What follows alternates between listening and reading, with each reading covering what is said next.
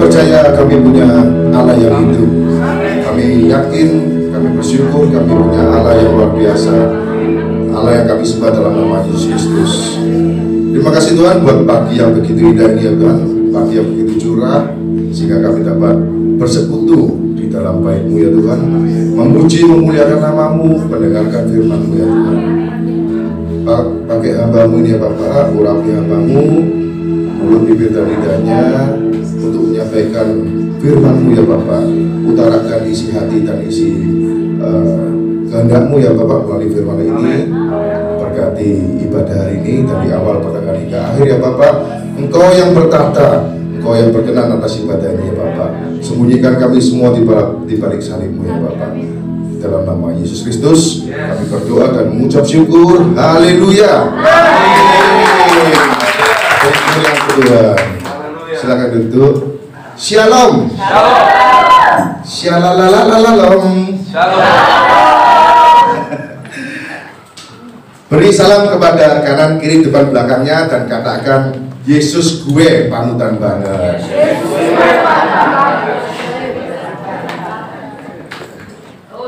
Saya masih ingat ya saya di sosial dan saya masih tetap mantan pendosa ya, bukan mantan pengkhotbah gitu ya. Puji Tuhan ya. Yes, mantap. Puji Tuhan, hari ini pagi ini saya diberi kesempatan Tuhan untuk menyampaikan kebenaran firman Tuhan di JKI-MCC ini. Terima kasih buat Pak Gembala JKI-MCC dan jemaat JKI-MCC ya.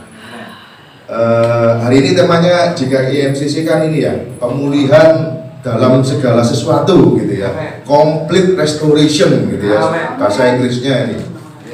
Nah, hari ini saya akan menyampaikan firman Tuhan sehubungan dalam pemulihan ini ya, terutama di pemulihan keluarga. Nah, selainnya habis pemulihan keluarga. Kalau bahasa Inggrisnya itu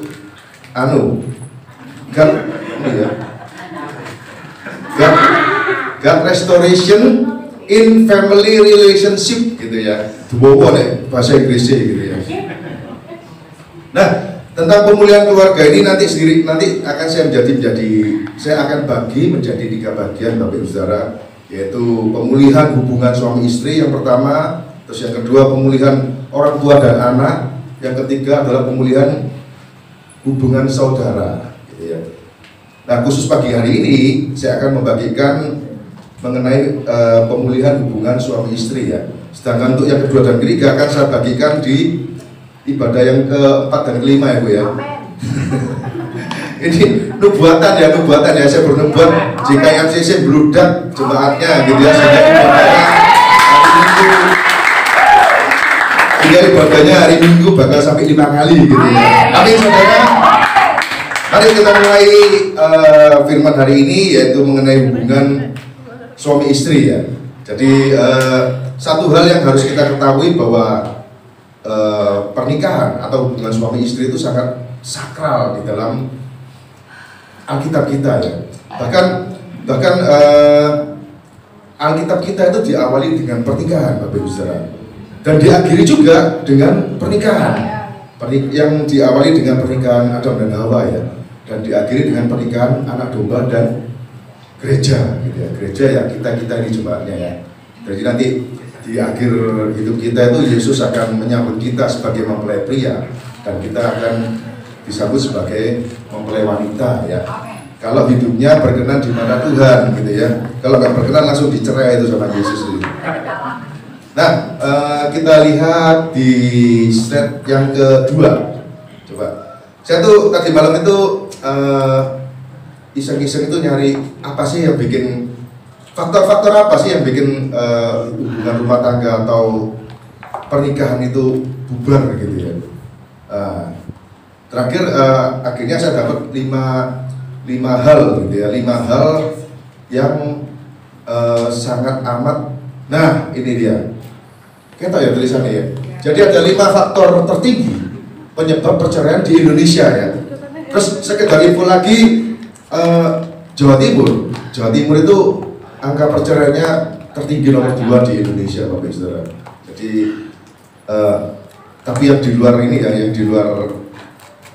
yang di luar, yang tidak seiman sama kita lebih banyak lagi ya. Itu 99% gitu ya.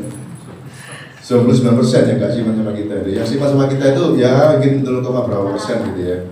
Nah, dari sini kita bisa lihat bahwa ada 5 faktor tertinggi yang menyebabkan perceraian di Indonesia. Yang nomor 1 itu perselisihan dan pertengkaran gitu ya. Nek bahasa Jawa itu eker-ekeran. Nah, sedangkan yang kedua itu masalah faktor ekonomi ya. Dan yang ketiga, keempat, dan kelima itu sak pabrik itu meninggalkan salah satu pihak. Artinya bojone gak mulih-mulih untuk meninggalkan salah satu pihak. Kecantol ya, bangka ya Pak ya. Ikut dari Natal sampai Natal gak balik-balik. Yang keempat adalah KDRT, yang kelima adalah mabuk ya. Jadi nanti akan saya rangkum. Jadi kita akan membahas satu persatu mengenai 5 faktor penyebab perceraian di Indonesia. Nanti ketiga, keempat, kelima karena satu produk ya kita gabung. Jadi kita akan membahas sesuai dengan kebenaran firman Tuhan gitu ya. Nah, jadi kalau dalam pernikahan itu eker-ekeran ya, perselisihan itu kan sering terjadi ya. Saya kan berumur, saya waktu menikah umur berapa aku nikah ya waktu? Saya aku sih 17 gitu. Saya menikahi istri saya sewaktu saya sudah berumur 35 tahun, Bapak Saudara. Sedangkan istri saya waktu saya nikah itu umurnya 28 tahun gitu ya. Jadi artinya saya sudah 35 tahun. Itu karakternya sudah terbentuk Bapak Saudara. Oleh keluarga, orang tua saya, mama saya itu membentuk saya selama 35 tahun ya. Begitu juga istri saya ya. Selama 28 tahun itu sudah terbentuk karakternya ya. Jadi kalau dua karakter ini digabung menjadi satu itu banyak sekali gesekannya Bapak Saudara. Apalagi mengingat mari silakan maju ke depan mimbar.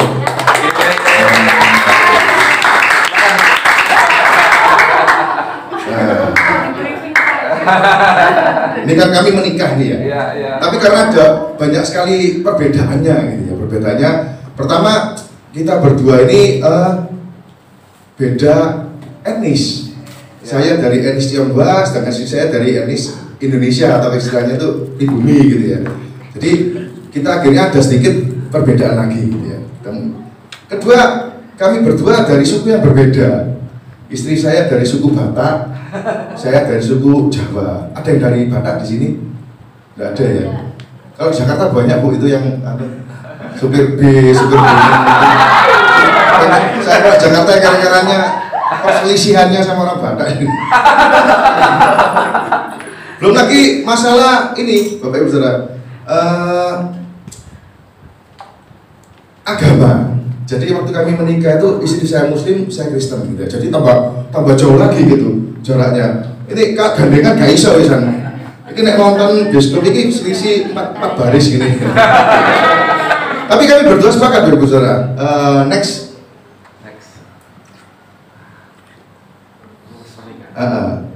Oh sorry.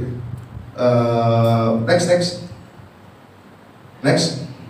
Nah ini ya, jadi perbedaannya tuh banyak sekali antara kita ya. Next. Tapi karena kami sepakat sama-sama menuju ke Kristus, kami berdua akhirnya kan mengukuhkan pernikahan kami lagi secara Kristen ya. Jadi fokus kami berdua adalah terhadap sosok pribadi Kristus ya. Next. Akhirnya kami berdua sama-sama maju nih. Nah, kita maju pelan-pelan menuju ke sosok pribadi Kristus. Next. Nah, pada akhirnya kami berdua semakin mendekat. Perbedaan jaraknya kami ini nggak terlalu jauh gitu ya. Akhirnya puji Tuhan saudara ini bersama kami. Terima kasih Ibu. Cantik Bu. Saking wis kawin. Balik lagi yang jadi gini. Pernikahan itu sangat kompleks Bapak Ibu Saudara. Rumusnya pernikahan itu bukan, kalau umumnya kan 1 tambah 1 kan sama dengan 2 gitu ya. Bukan berarti saya tambah istri saya anaknya 2, bukan ya. Tapi kalau di dalam kekristenan itu rumus pernikahan itu, ini banyak yang belum nikah ya. Wajah-wajahnya udah nonton ini terus gitu. Saya penasaran ya. Bener. Tapi kalau di dalam kekristenan itu rumus pernikahan 1 ditambah 1 adalah tetap 1 Bapak Ibu Saudara.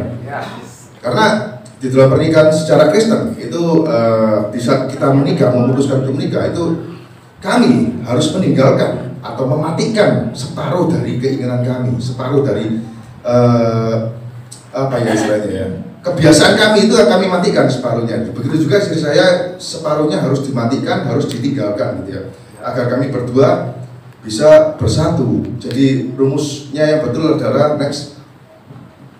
Nah, karena setengahnya dari istri saya dan setengahnya dari saya sudah mati, jadi kalau ditambahkan itu akhirnya jumlahnya yang satu, yaitu serupa dengan Yesus Kristus, Bapak Ibu Saudara. Pernikahan yang betul sekali lagi adalah pernikahan yang berkenan di hadapan Tuhan, yang serupa dengan sosok pribadi Kristus, Bapak Ibu Saudara. Mari kita baca ayatnya di Matius 19 ayat yang ke-6. Kita baca bareng-bareng ya. 3, 2, 1. Demikianlah mereka bukan lagi dua, melainkan satu. Karena itu apa yang telah dipersatukan Allah tidak boleh diceraikan manusia. Amin. Amin.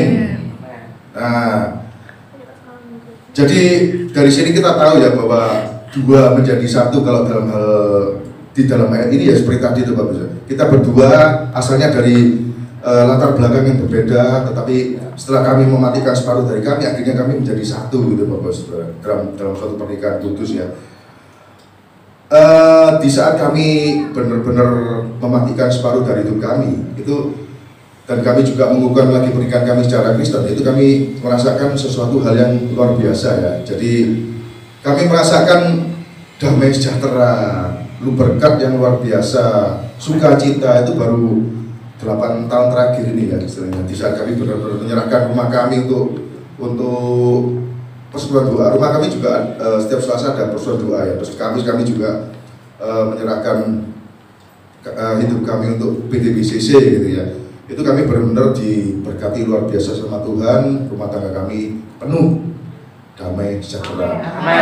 Nah, pernikahan itu jangan kayak rel sepur itu.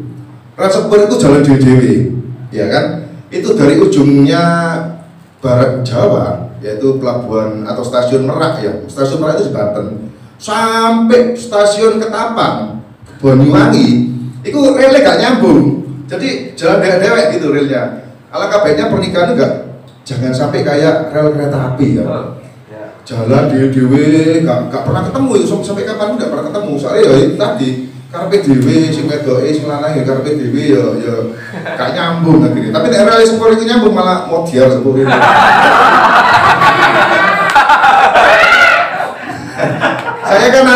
Saya ini kan etnis Tionghoa gitu ya, etnis Tionghoa keturunan Chinese gitu ya. Artinya Chinese-nya Tionghoa Surabaya gitu ya. Jadi meskipun Tionghoa atau kalau sekarang ini anak-anak sekarang ngomongnya Cindo gitu ya.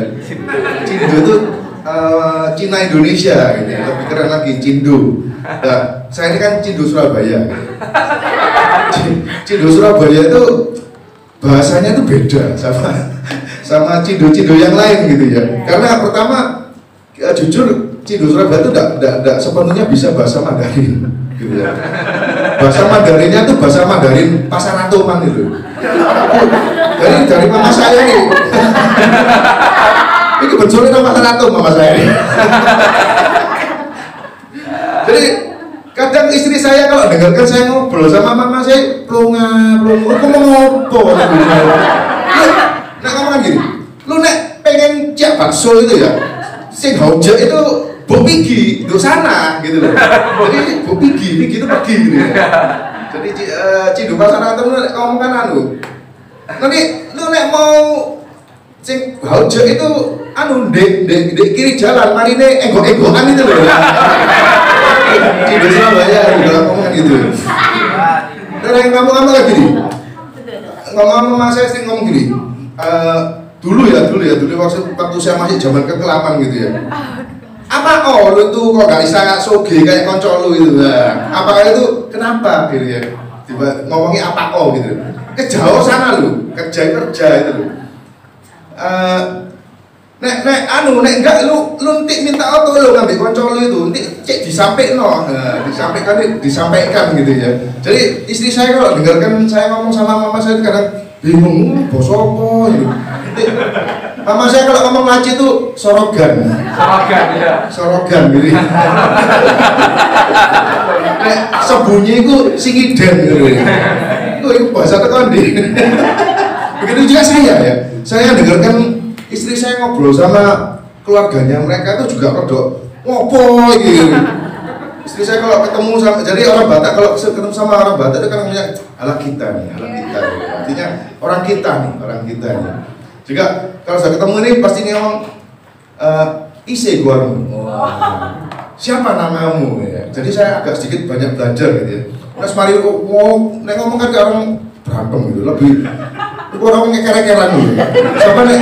Bapak Ibu Saudara kalau ngerti nang ya terminal Joyoboyo kayak ngono. Padahal ngomong biasa loh di dalam keluarga itu ngomongnya biasa, tapi terus kayak orang wegeran kan loh. Tak kira di Surabaya ini paling buat pasar gitu ya. Orang Jawa lain kalau dengarkan orang Surabaya ngomong kan pasar, ngomonganmu bosoknya ke pasar. Gak bareng dengarkan orang Batak kalau ngomong lebih puasa mana itu ya. Tapi bagi mereka itu hal yang biasa ya. Jadi kalau mau mengucapkan selamat tinggal pun itu pakai nada teriak gitu loh mereka. Orang semua tading, gitu. Kira ini meso paling ini. Orang Jawa kan nggak ngerti, meso itu paling ini. Padahal dia mengucapkan selamat tinggal, gitu ya. Tapi tonnya itu nadanya itu tinggi ya. Jadi sekarang kami berdua belajar masing-masing bahasa dari kami berdua, gitu ya. Nah, itu hal yang pertama ya. Jadi banyak perselisihan, banyak gesekan di dalam suami istri itu biasa. Justru kalau nggak ada gesekan di dalam keluarga itu yang bahaya, Bapak Ibu Saudara. Cocok selingkuh iki. Sing lanang ya ngono. Cocok duwe kontak gitu kan. Istri kalau tenang ini bahaya ya. Ya betul ya, betul. Oh ini bojone berbahaya ini. Jadi sekali lagi ya, biasa perselisihan, cekcok, eker-ekeran di keluarga itu biasa. Yang penting saya sama istri saya tuh bukan istri saya sudah jadi apapun yang terjadi dalam kita itu kami akan selesaikan sebelum tidur, Bapak Ibu Saudara. Kalau sudah tebak tidur, itu tebak mimpi nantinya. Tebak mimpi, sesuai kira-kira mana? Istri saya itu kalau mimpi saya selingkuh gitu, ini mimpi loh. Itu mana sama cucu ya? Aku mimpi kamu selingkuh tadi, gak salah tadi. Aku gak lapo-lapo kamu kan gitu. Padahal cuma mimpi gitu ya. Puji Tuhan saya dikasih istri yang cemburuan. Jadi nek lirik cewek itu mau deh. Makanya saya kalau jalan kan begini nonton. Ya tadi pakai kere-keran tutup rumah. Oke, sekarang yang kedua kita akan bahas mengenai faktor kedua tadi ya, yaitu faktor duit. Duit ini sangat sensitif ya di dalam kehidupan keluarga ya. Tapi biasanya kalau urusan duit ini yang pintar nih ibu-ibu ya. Ibu-ibu kalau soal duit itu gem-gem. Makanya Pak Jokowi kan pakai Menteri Keuangannya kan perempuan ini, Ibu Sri Mulyani ini ya. Jadi lebih bagus lah kalau cewek-cewek ini dalam manajemen keuangan ya. Kalau cowok kayak saya gitu ya, saya ini kan diomong boros ya enggak lah ya agak boros gitu lah ya. Cuman saya itu kalau nolong orang itu saya isi dompet orang pira kayak kabeh gitu. Gak peduli anak bojo gitu ya. Itu saya ya. Karena mengingat saya dulu kecilnya itu dari keluarga yang kurang mampu ini ya. Jadi ya itu tadi. Nah, terus istri saya itu ini. Oh ini saya. Itu saya. Jadi menurut saya bagus istri saya. Jadi masih memikirkan kebutuhan yang di rumah tangga. Untuk anak-anak itu ya opo, repot kena kabeh iki mangan opo arek. Tapi ya itu tadi puji Tuhan lah, kita diberkati dengan istri yang pinter menata duit gitu ya. Amin. Haleluya. Tapi masalahnya gini Pak, Bapak Ibu. Kalau saya cowok ya, Pak Elisa gitu ya. Uangku itu uangmu juga. Ya, gitu ya coba ya. Betul ya. Betul Pak Elisa. Nah, sedangkan kalau istri beda, uangmu itu uangku, kan gitu. Nek duitku ya duitku. Bukan nonton kabel ini. Jadi kalau menang tetap nyerek ya. Ibu ya, uangmu kan gitu ya. Nah ini dia. Jadi ada satu kata yang paling bahasa Batak ya, yang paling saya ingat itu karena hampir setiap hari diperkatakan gitu ya. Dan ngadong hepeng. Tak prosin. Karena duit. Dan ngadong hepeng. saya dan Tuhan itu sering sekali diperkatakan ya. Dengan dong hepeng. Padahal istri saya ini kan pintar cari duit ini. Dulu sebelum nikah sama saya, istri saya ini seorang model gitu ya. Karena wajahnya ini wajah bule, karena keturunan Belanda gitu. Jadi laris gitu, wajah-wajah seperti ini laris di bidang fashion ya, terutama di bidang fashion show pakaian wedding. Kalau bapak ibu ingat, kalau pakaian wedding itu mesti wajahnya tuh bule gitu ya. Karena memang pakaian wedding di Indonesia ini kan kiblatnya ke negara Eropa. Jadi pakaian itu kalau dipakai sama orang bule keren, cocok. Bayangkan pakaian wedding itu si pakai misalnya nunung menolak pelawak nunung gitu ya, kan gak nyambung gitu ya. Jadi makanya istri saya lumayan laris lah zaman itu ya.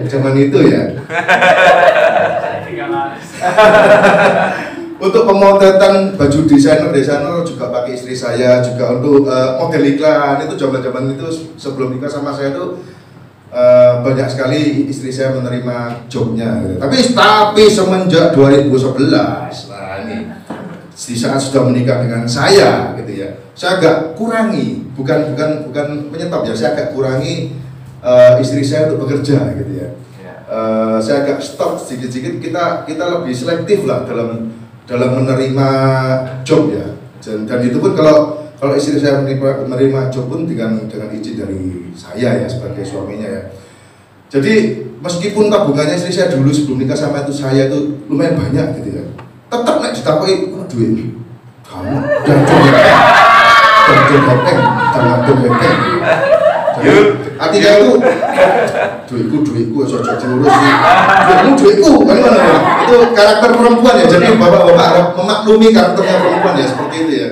Nah, tapi sekarang puji Tuhan, istri saya sekarang hari ini ya lebih pintar lagi dalam mencari uang, Bapak Ibu Saudara. Uang saya tuh saya sembunyikan kemanapun ini ketahuan gitu. Pintar mencari uang sekarang ya. Kita ketemu, ini uang apa Pi? Saya kan sama istri saya kan manggilnya Pipi Mimi gitu. Kalau Miss Dayanti, Pipi Mimi gitu. Tapi semakin nanti kalau sudah tua jadi kakek gitu ya, panggilnya Opi Omi gitu. Terus ketemu, ini uang apa Pi? Saya jawabnya, ini duit apa sih? Gimana sih? Ustaz, saya mau sih ketemu ya.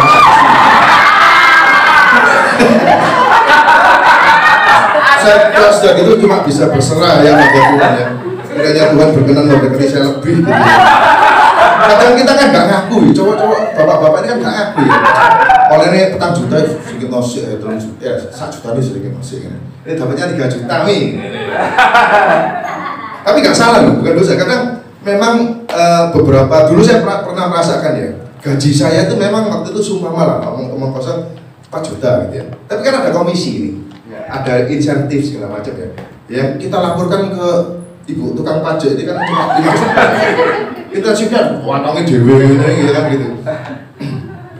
Nah, di dalam hubungan keluarga suami istri ini yaitu tadi paling banyak nomor 2 tadi itu eker-ekerannya itu mengenai duit ya. Bahkan saya lihat itu kan di dalam Alkitab. Kalau di dalam Alkitab ini kan enak. Kalau tulisan merah itu berarti dari mulut bibirnya Yesus sendiri itu yang ngomong. Itu merah kabeh. Atasan bawah itu Yesus ini yang ngomong ini. Yesus pun pernah mengingatkan, bahkan sering banyak sekali di Alkitab tuh di Matius 6 ayat 21. Matius 6 ayat 21. Yes, itu dulu ya tadi dulu ya sebelumnya. Nah ini dulu ya. Nah, Yesus pun yang berkata ini, mari kita baca sama-sama ya. 3, 2, 1. Tak seorang pun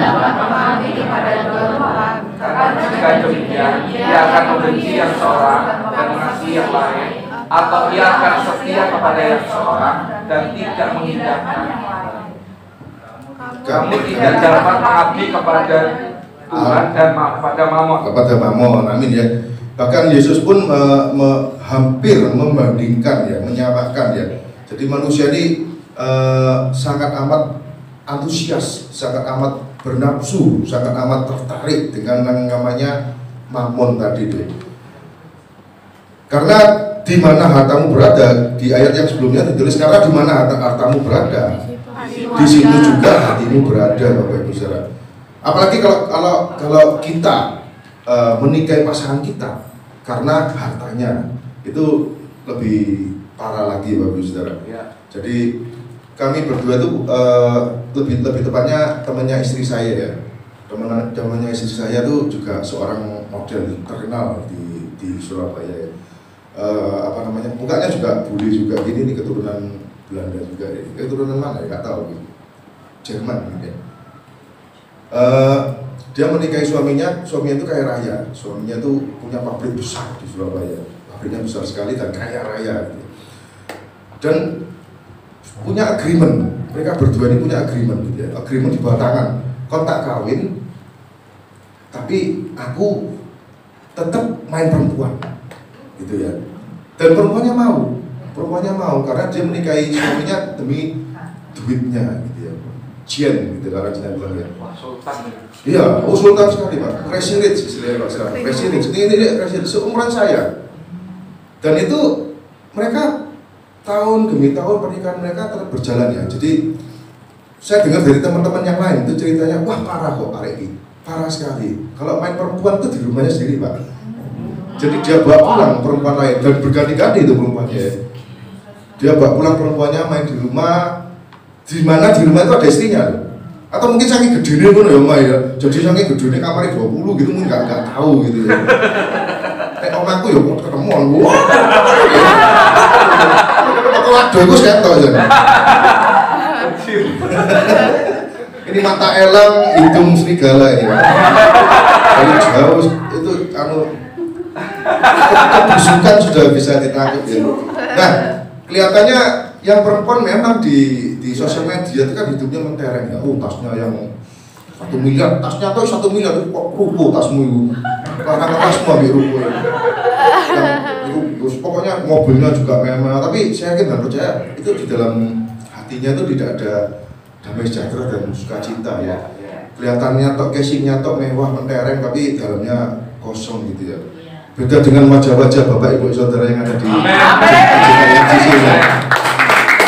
Wajah-wajah luar biasa ya.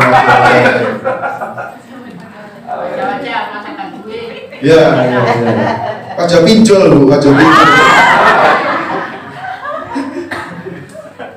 Saya kan percaya Bapak Ibu Saudara jauh lebih damai sejahtera, jauh lebih sukacita daripada yang saya jauh. Sampai mereka berdua itu nggak punya anak gitu ya, nggak punya anak karena nggak pernah ya sekedar surat tok gitu loh pernikahannya ini. Tapi puji Tuhan saya dengar nih ya, ini yang saya dengar, saya mengucapkan syukur ya, puji Tuhan yang luar biasa ya. Itu 3 tahun terakhir ini tobat gitu ya. 3 tahun terakhir ini tobat, ya mungkin ratapan istrinya juga bisa jadi ya. Saya lihat sudah mulai aktif ke gereja yang laki ini ya. Bahkan di gerejanya lumayan melayani gitu ya. Dan puji Tuhan sekarang dikaruniai seorang anak perempuan gitu ya. Itu luar biasa ya. Jadi yakinlah seburuk apapun pasangan itu Bapak Ibu Saudara, kalau Bapak Ibu Saudara serahkan kepada Tuhan, dengan seperti membalikan tangan Tuhan itu mengubahnya ya. Nah, sekarang kita masuk ke, jadi yang kedua tadi kan mengenai ekonomi ya. Ekonomi itu jangan anggap remeh soal duit ya Bapak Ibu Saudara. Sudah lepaskanlah keinginan hatimu untuk memiliki uang daripada memilih Allah. Ya mending Allah, saya milih Allah ya kan? Karena ya itu tadi lah, intinya banyak sekali hal yang bisa terjadi lah kalau mengenai duit. Yang ketiga tadi kalau saya baca tadi mengenai ketiga, keempat, dan kelima ya. Faktor ketiga, keempat, dan kelima itu mengenai meninggalkan pasangan, KDRT, dan pemabuk. Itu salah satu atau faktor tertinggi dalam perceraian di Indonesia gitu ya. Nah, saya rangkum meninggalkan pasangan, KDRT, dan pemabuk. Was tiga-tiganya ini dalam satu lingkup ini. Jadi lingkup dunia hiburan malam gitu ya. Kalau di dekat sini nih heaven ini ya. Surga dunia tapi ini ya. Nah kalau ini surga beneran ini. Banyak sekali yang ngomong ke saya kan ada konseling juga gitu ya, konseling di rumah dengan persoalan ya. Ini Pak, suami saya itu atau pasangan saya ini hobinya main perempuan Pak, hobinya mabuk-mabukan itu Pak. Terus kalau pulang tuh hobinya mukulin saya Pak. Itu Ibu, mabuk, main perempuan dan mukulin Ibu itu bukan hobi Bu. Itu tabiat namanya Bu. Itu kelakuan yang nggak berkenan di mana Tuhan itu Bu, di ayat itu saya. Jadi jujur biasanya saya lihat di teman-teman yang konseling itu ya, kenapa kok laki Eki kok malas nang omah gitu lah, malas sekali di rumah ya, senangnya keluyuran keluar kemana-mana, kumpul meskipun nggak aneh-aneh, kadang itu nongkrong sama teman-temannya, cangkruk, hangout sama teman-temannya gitu ya. Nah ini yang jadi awal perjalanan buruknya ini ya karena teman-temannya ini Bu. Lingkungannya ini nggak kalau nggak bener, kalau dia kumpul-kumpulnya sama teman-teman JKI MCC ya ke gereja, kalau komis ke PTBCC gitu ya. Tapi kalau kumpul-kumpulnya sama yang nggak bener itu akhirnya katut, suaminya ini katut. Ada satu teman saya yang ini aneh baik, nggak aneh-aneh gitu ya. Meskipun nggak beribadah gitu ya, tapi dia nggak aneh-aneh gitu loh. Nah, suatu ketika dia kumpul sama satu golongan yang suka ke pijat plus itu, pijat plus ya. Terus akhirnya lama-kelamaan dia nyoba, dalam tanda petik tak nyoba karena masuk kan kapan, masuk kan dia bojomu sih ngono, ya akhirnya katut gitu. Pada akhirnya beliau kecantol Bapak Ibu Saudara, kecantol dengan salah satu pemijatnya ya, terapisnya ya, istilahnya kalau ini terapisnya ya, dan sampai bercerai sama istrinya dan sampai sekarang masih tetap jalan sama tukang pijatnya itu, dan konseling di saya gitu loh. Nah saya kan bingung, Tuhan ajak mengampuni Maria Magdalena kan gitu ya, masa saya harus memutuskan kan gitu. Jadi saya cuma bisa berdoa agar yang laki ini dibukakan mata rohaninya gitu ya, biar bisa, karena mereka rencananya mau menikah gitu, akhirnya mereka mau menikah di depan gereja kami gitu ya. Nah itu kan saya sendiri sebagai mentornya, dalam tanda petik mentornya, bingung harus ngapain, sampai saya minta memutuskan juga salah, mau menyatukan juga wong keluarga besarnya yang laki ini telepon terus, itu adiknya telepon, mamanya telepon, kalau bisa diputusin aja. Udah bisa Om, Tante, ini kami nggak berwenang untuk memutuskan hubungan mereka. Siapa tahu Tuhan berkenan atas kehidupan yang ceweknya ini dan mau merubahnya seperti Maria Magdalena kan gitu ya. Jadi kami cuma bisa memberikan firman, mengomongi mereka bahwa yang dilakukan ini tidak berkenan. Nah nanti urusannya mereka mau tetap lanjut atau putus itu urusannya mereka sama Tuhan gitu. Kami cuma membukakan jalannya, menunjukkan jalannya kan gitu ya. Nah itu tadi karena yang laki itu sering kumpul sama teman-teman yang aneh-aneh gitu ya. Bahkan di 1 Korintus 15 ayat 33 itu dikatakan juga ya. 1 Korintus 5 ini saya bacakan ya, 1 Korintus 15 ayat 33. Ini ayat favorit saya, ayat pegangan saya Bapak Ibu Saudara. Janganlah kamu sesat. Pergaulan yang buruk itu merusak kebiasaan yang baik. Jujur saya dulu pergaulan saya sangat buruk sebelum saya kenal sama istri saya ya. Pergaulan saya adalah pergaulan yaitu tadi pemabuk, KDRT, dan meninggalkan pasangan. Itu saya dulu kumpul sama distributor minuman keras di seluruh Surabaya. Jadi kok distributor minuman keras seluruh Surabaya itu kalau setiap hari Selasa itu kumpul. Nah saya itu sering diajak gitu. Maka akhirnya jadi teman. Karena sering kumpul habis jadi teman. Nah setiap malam mereka itu keliling ke klub-klub malam sambil menjajakan minuman kerasnya yang mereka jual gitu. Pada akhirnya kebiasaan saya pun jadi buruk karena kumpul sama pergaulan yang buruk tadi. Jadi akhirnya ayat ini benar-benar saya pegang, dan kalaupun kalaupun ada yang ngajak lagi saya, teman-teman lama saya ngajak lagi saya, itu dalam nama Yesus itu saya tolak. Terus gak usah sungkan-sungkan nolak, wis ngapain lah. Kalau perlu dislemurno maksudnya gini. Kita declare istilahnya, kita declare. Ayo bro, Selasa nanggone kalau Surabaya Holy Wing. Saya sekasar persilat doa, wis minggir mereka. Itu beda aliran karena itu. Oh, saya kon ya. Gerejuan terus saya ya, puji Tuhan lah. Sekarang aku pelayanan bro, gak bisa gitu-gitu lagi. Lama-lama terkikis kok. Begitu kita mendeklarasikan diri bahwa kita ini anak Tuhan, itu teman-teman sekeliling kita yang nggak kena itu lama-lama hilang sendiri kok. Mereka juga, mereka juga alergi lihat kita ya. Kalau kita lebih jijik lihat mereka. Kita jijik boleh, kita nggak pernah, tapi kita tetap harus mengasihi Bapak Ibu Saudara. Kita nggak berteman, kita nggak, kita nggak bergaul, tapi kita tetap berteman. Sampai hari ini pun masih BWA, teman-teman satu geng itu masih BWA sama saya. Tapi yang ngono nek dijak ya tetap moh, koncoan gak apa-apa nek gombol moh kan gitu ya. Nah, jadi ini khususnya buat ibu-ibu ya. Jadi saya ingin saksikan karena saya sering bersama-sama dengan mereka dulu sebelum mengenal istri saya. Di luaran sana itu banyak kuntilanak ibu. Banyak sekali pelakor ibu di luaran sana itu. Dan para pelakor-pelakor dan kuntilanak ini siap menerkam suami-suami, iya, apa?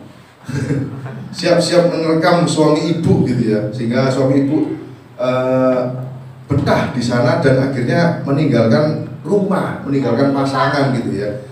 Nah, memang suasana di tempat hiburan malam itu didesain, dibikin supaya bapak-bapak ini kerasan di sana. Kalau perlu balik lagi, betul ya.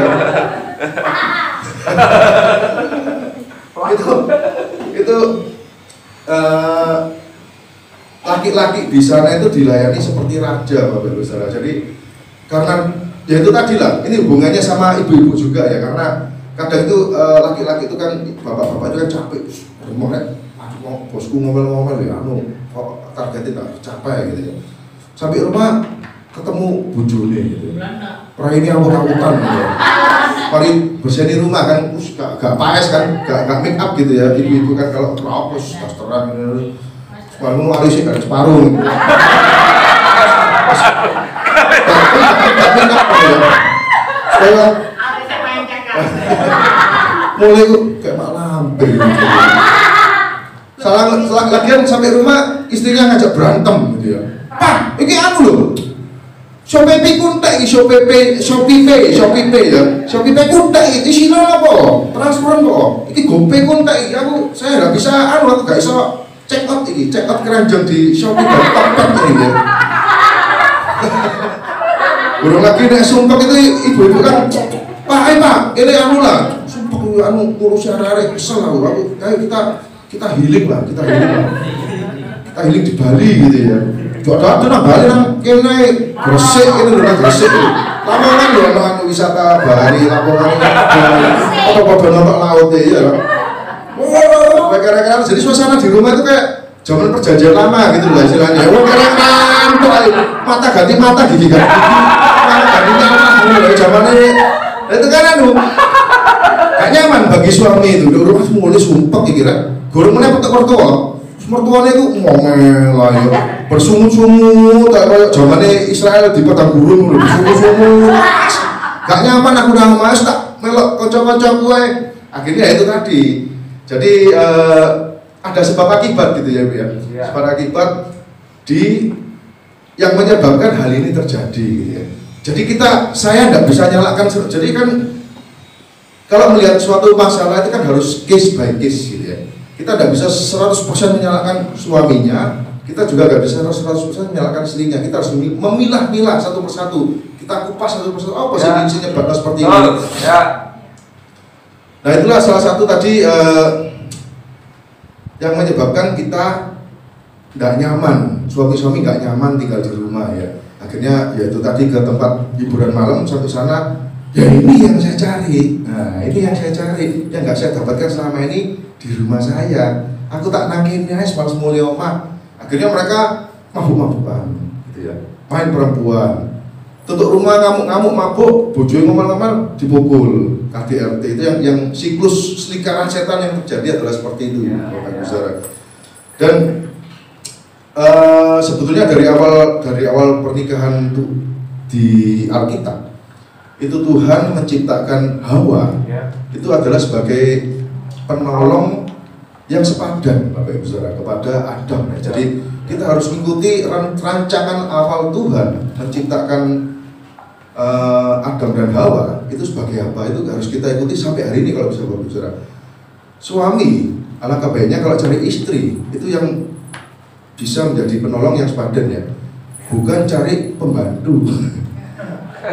jangan pikir ini anak-anak muda ini harus dikasih tahu ini anak-anak muda ya. Kamu nak cari pacar nanti ya, itu jangan cari pacar yang bisa nyapu ngepel gitu ya. Jangan cari pacar yang bisa ubah-ubah gitu, cuci-cuci gitu ya. Karena memang dari awal memang Tuhan mendesain pernikahan itu bukan seperti itu gitu ya. Karena kita sebagai lelaki harus bekerja. Nah, urusan rumah tangga ini kan gak sih ngurus. Makanya itu kita butuh seorang istri untuk membantu kita. Selagi kita kerja, ada istri yang mengurusi rumah tangga lah, pendidikan anak kita. Itu yang dimaksud dengan penolong yang sepadan, Bapak Ibu Saudara. Terus ada satu ayat yang mungkin sering Bapak Ibu Saudara dengar ya, mengenai suami dan istri gitu ya. Mari kita baca sama-sama ayatnya ya. Saya minta ini khusus untuk para suami dan para cowok ya, baca yang keras ini ya.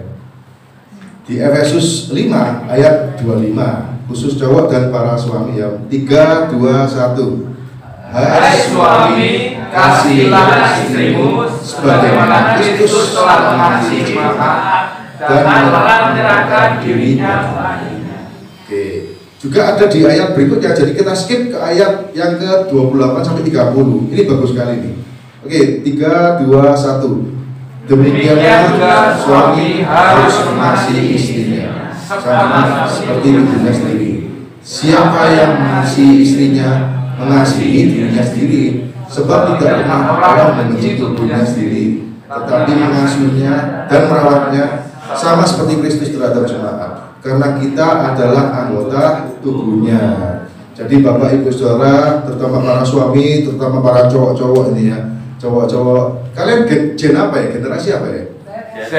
Generasi Z semua ini ya. Generasi Z ini kan agak unik, generasi Z ini ya. Karena saya sebagai generasi kolonial ini nggak ngerti. Milenial lagi kolonial ya, nggak ngerti. Kadang saya nggak bisa paham loh maksudnya anak saya kan juga generasi Z ya anak-anak ya. Kadang nggak paham gitu ya. Apalagi cowok-cowok generasi Z ini bingung nggak punya arek-arek generasi Z ini. Warnanya kemana ya? Tapi di ayat Alkitab itu ditulis kalau kelak kamu mendapatkan istri, kamu harus mengasihi istrimu, mengasihi pacarmu, mengasihi pasanganmu gitu ya. Jangan sampai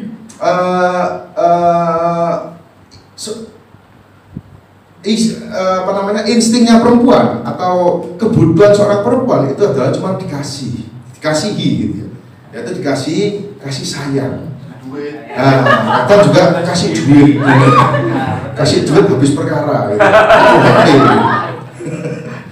Jadi aslinya mereka para perempuan ini kan mintanya itu disayangi, dikasihi oleh orang yang mereka hormati, gitu ya. Sederhananya seperti itu ya. Nah sekarang mari kita baca di ayat selanjutnya ya. Untuk para ibu-ibu dan para cewek, nah ini ayo kita baca bersama-sama ya. 3, 2, 1. Hai istri, karena suami adalah kepala istri, sama seperti Kristus adalah kepala jemaat.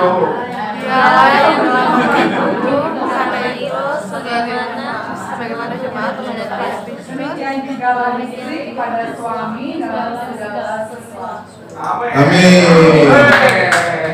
Pusing keluar buat rumah lanang itu. Yes. Kalau dalam hari ini bukan berarti koyok budak gitu ya istilahnya ya, tapi lebih kepada menghormati suami-suaminya gitu ya. Jadi seorang pria ini kan kebanyakan lebih butuh dihormati ya, daripada apa ya istilahnya, ya kita ini pulang kerja gitu ya, ketemu istri itu dari jauh itu istri sudah bersolek gitu ya, wangi gitu lah istilah, coba kayak lampir wangi ya kan. Itu kan kamu capek ya Bi ya. Tak bisa TV kan. Timbang tukang pijat lainnya kan gua bojo kok tak pijat kamu. Tapi jadi kamu Bi. Dan puji Tuhan pernikahan kami selama ini juga memang awal-awal pernikahan kami memang sering ribut Bapak Ibu Saudara. Sering ribut sekali karena kita tidak tahu konsepnya. Konsep pernikahan beda agama, beda etnis, beda suku ini seperti apa sih? Tapi begitu kita mulai mempelajari firman Tuhan, oh kita nemu rumusnya, oh ini tak rumusnya. Puji Tuhan sampai hari ini kita tidak ada inilah, ada lah ya perselisihan tapi tidak gede ya. Dan tadi kan saya sudah bilang kalau saya berselisih sama istri saya, bertengkar gitu, itu saya selesaikan sebelum tidur gitu ya. Dan satu lagi yang paling penting nih bapak-bapak dan cowok-cowok ini ya, ini penting sekali Bapak Ibu, ini rumus saya gitu ya. Kalau saya salah, saya pasti minta maaf dulu sama istri. Betul ya, betul jangan lali betul. Tapi kalau istri saya salah, orang bakal.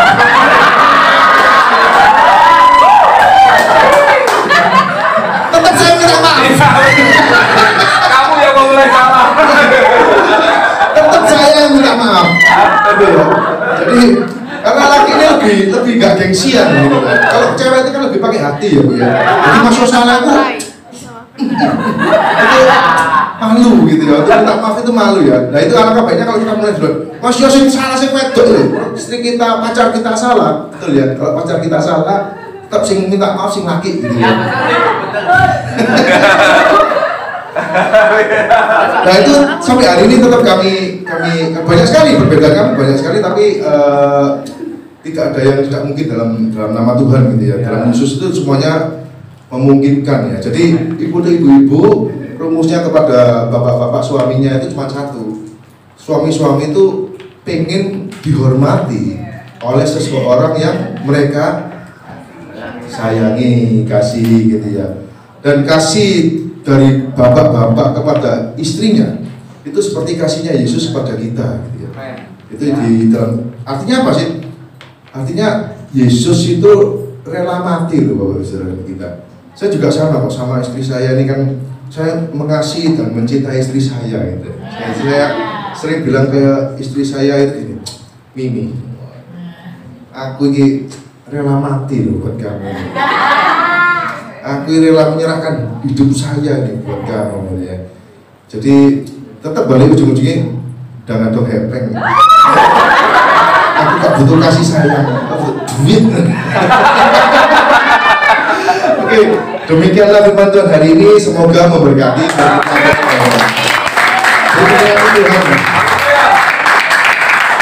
Mari kita bangkit berdiri dan berdoa.